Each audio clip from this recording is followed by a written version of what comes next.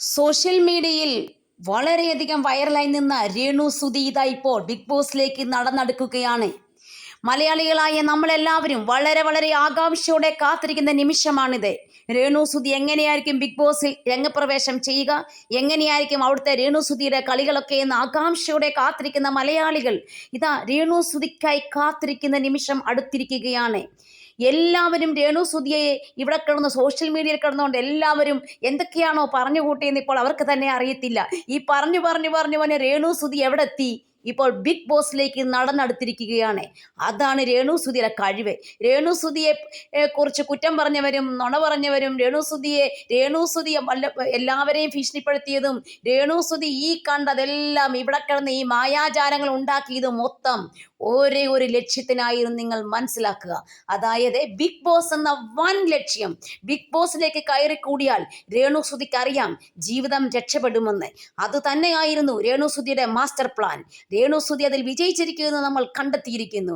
രേണു സുധിയാണ് നമ്മുടെ ഹീറോ എന്ന് നിങ്ങൾ തിരിച്ചറിയുക. ഇതേപോലെ ബുദ്ധിയുള്ള ഒരു സ്ത്രീയെ നിങ്ങൾ കണ്ടിട്ടുണ്ടോ? ഇതുപോലെ സൗന്ദര്യമുള്ള സ്ത്രീയെ നിങ്ങൾ കണ്ടിട്ടുണ്ടോ? ഇതുപോലെ ബോഡി ഷേപ്പുള്ള സ്ത്രീയെ നിങ്ങൾ കണ്ടിട്ടുണ്ടോ? ഇതുപോലെ വാക്കുകളാൽ നുണകൾ പ്രചരിപ്പിക്കുന്ന സ്ത്രീയെ നിങ്ങൾ കണ്ടിട്ടുണ്ടോ? വാക്കുകൾ കൊണ്ട് അമ്മാനമാടുന്ന സ്ത്രീയെ നിങ്ങൾ കണ്ടിട്ടുണ്ടോ? ഒരു കാര്യം പറഞ്ഞാൽ അത് പിന്നീട് മാറ്റി പറയുന്ന സ്ത്രീയെ നിങ്ങൾ കണ്ടിട്ടുണ്ടോ? എത്രമാത്രം സാമർത്ഥ്യമുള്ള സ്ത്രീയെ നിങ്ങൾ കണ്ടിട്ടുണ്ടോ? കിച്ചു തൻ്റെ മകനാണെന്ന് ഉറക്കെ വിളിച്ചു പറയുമ്പോഴും കിച്ചു പറയുന്നു തന്നെ നോക്കിയത് കൊല്ലംകാരാണെന്ന് പറയുന്നു.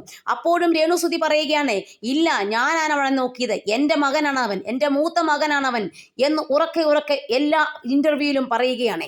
ഈ 2025 ഏറ്റവും കൂടുതൽ ഇൻ്റർവ്യൂവിൽ പങ്കെടുത്ത രേണു സുധിയാണ് ഇന്ന് ബിഗ് ബോസിലെ താരമെന്ന് നിങ്ങൾ തിരിച്ചറിയുക. എന്തുമാത്രം ഇൻ്റർവ്യൂസ് കണ്ടു അതിനൊക്കെ എന്തുമാത്രം റിയാക്ഷൻ വീഡിയോസ് വന്നു. ഏതെല്ലാം റിയാക്ഷൻ വീഡിയോക്കാർ രേണു സുധിയെക്കുറിച്ച് പറഞ്ഞു കാശുണ്ടാക്കി. എല്ലാത്തിനും എല്ലാവരും കൂടെ കൂടിച്ചേർന്ന് നമ്മുടെ രേണു സുധി എങ്ങോട്ട് അയച്ചു?